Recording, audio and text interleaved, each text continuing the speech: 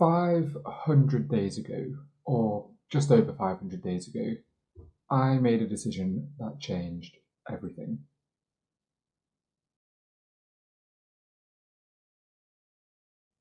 That sounds very dramatic, but it probably changed a fair amount. Now, this is a video that's different to what I usually do. I think the trend towards people not drinking is taking off, and I'm taking this relatively seriously compared to maybe other videos. I've even written notes. The structure of today's video, I've written it down for us here just so I don't get this confused. So we're going to start with my why. So why did I give up? The early struggles, anything that kind of happened, what changed over time, how it affected my running and my performance, because that's obviously an aspect we can include in here too.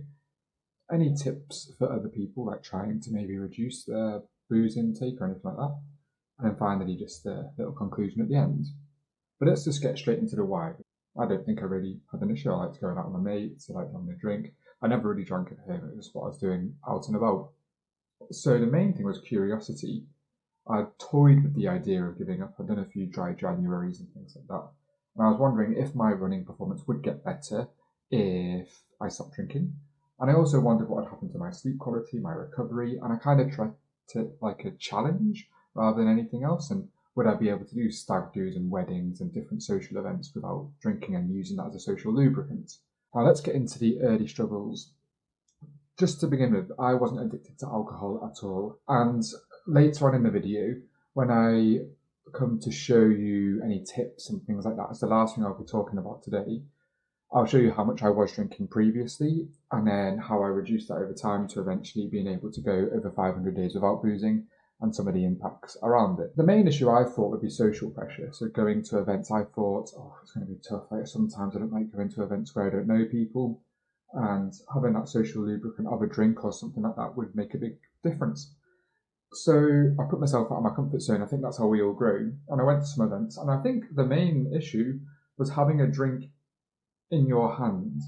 And nowadays, the non-alcoholic versions of booze are better. So Heineken's, Copperberg, you name it.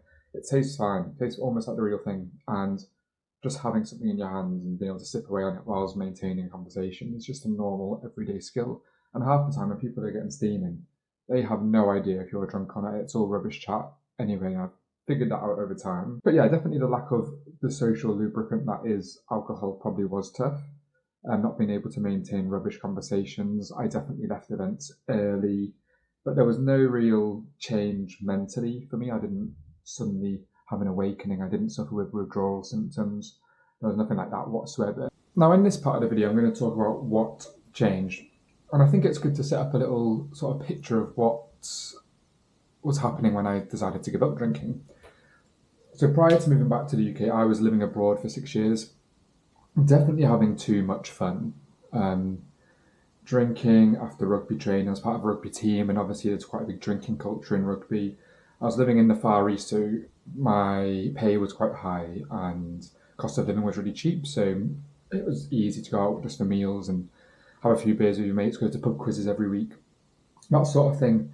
And when I gave up drinking, suddenly I had more time. I was someone who used to get nervous before I started drinking about how bad my hangovers would be, because I hate being hungover. It ruins the next day. The amount of times I played rugby hungover or got really drunk on a Saturday night and then had to go out hair of the dog next day just to try and feel human again, I couldn't count. So it gave me more time, so I was able to actually do activities. I was able to do the things I wanted to do, like hiking, running, exercise, a lot more effectively. So that was a big change. In terms of measurable changes, there were some times where I'd get so drunk, my body hadn't even clocked on my smartwatch that I'd been to sleep. My HRV would be in the teens. Usually it was up in the 80s. So my recovery was just non-existent. So I'd be getting poorly, I'd feel unwell, I'd obviously be shattered.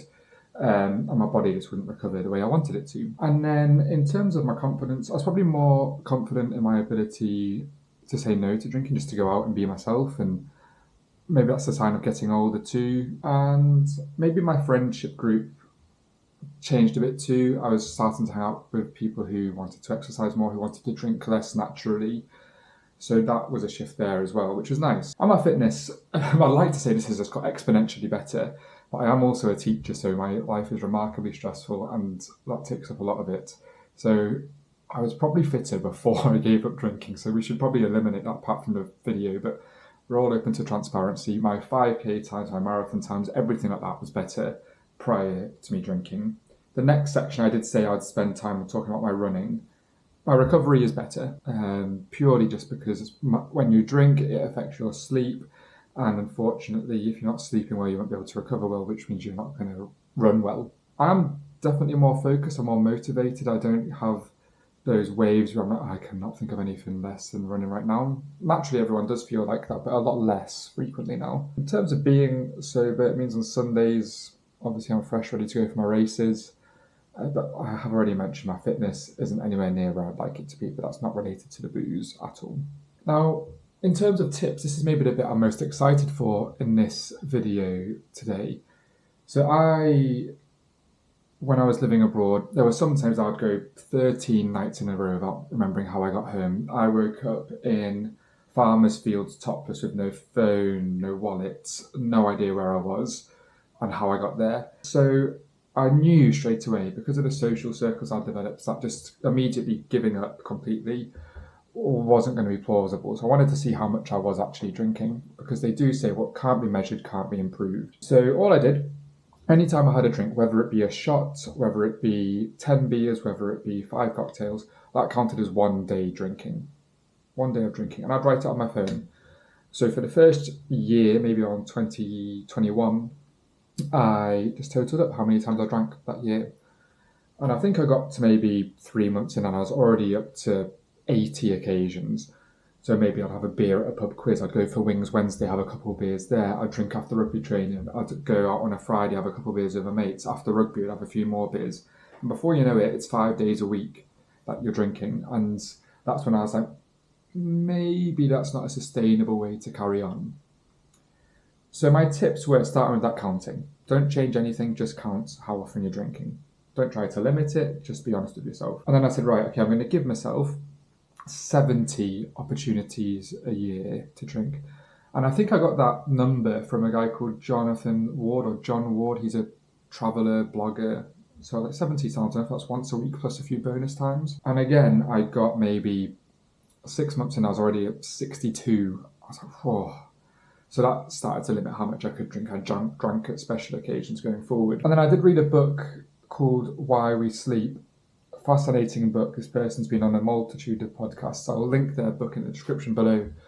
But on the first few pages of this book and throughout it, it talks about how detrimental a lack of sleep is to your health, but obviously how alcohol can kind of facilitate those problems. If you're looking at it, I can't recall the facts off the top of my head. I haven't bothered going back and looking at them, but it shocked me. And then finally, obviously with that social pressure I was feeling, the stress around it, and maybe people judging you for not drinking or trying to think about your issues. If you've got friends who only want to be around you when you're drunk, you need better friends.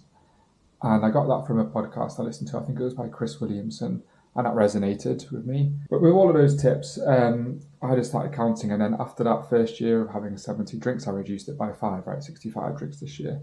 And then I got to December 2023, I was like, right, okay, I'm going to do dry January.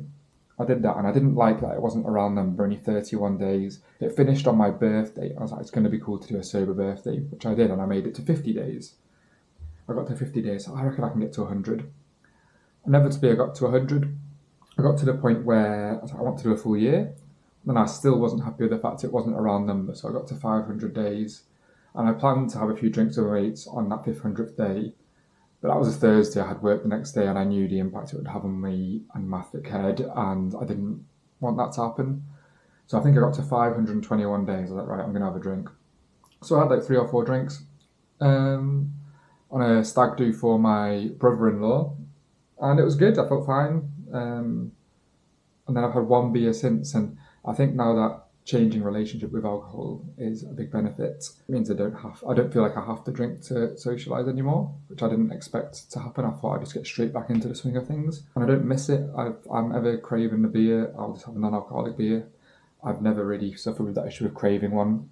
There are those motivational speakers out there, I'll link a few of these videos below because I think they're hilarious, who motivate people to drink. They often give me goosebumps, like, yes, I want to get on the train, I want to go day drinking, I want to sit in a pub garden. And you can still do all of those things. You just don't have to be the most drunk person there. When it comes to closing thoughts, really have much more to add. Just something that I never planned on filming. I didn't film any of the process throughout.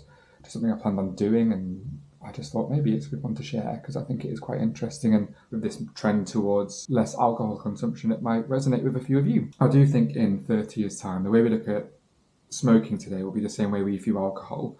And I think there is that trend towards that, as I've already mentioned. I don't have any regrets from any of it. I wish maybe I'd tried doing it a bit sooner because I'm 32 now. So maybe it would have been nice to do this mid-20s. And I have no regrets about how much I was drinking before. I loved it. I've made many friends, had funny stories, and that's what it's all about, isn't it? No good story starts with a salad. Yeah, I hope you enjoyed this video. If you have, like, comment, share, subscribe. If you've got any sort of questions or stories to share, just please put them in the comments below. I'd really appreciate it. And I will see you again soon. Ciao.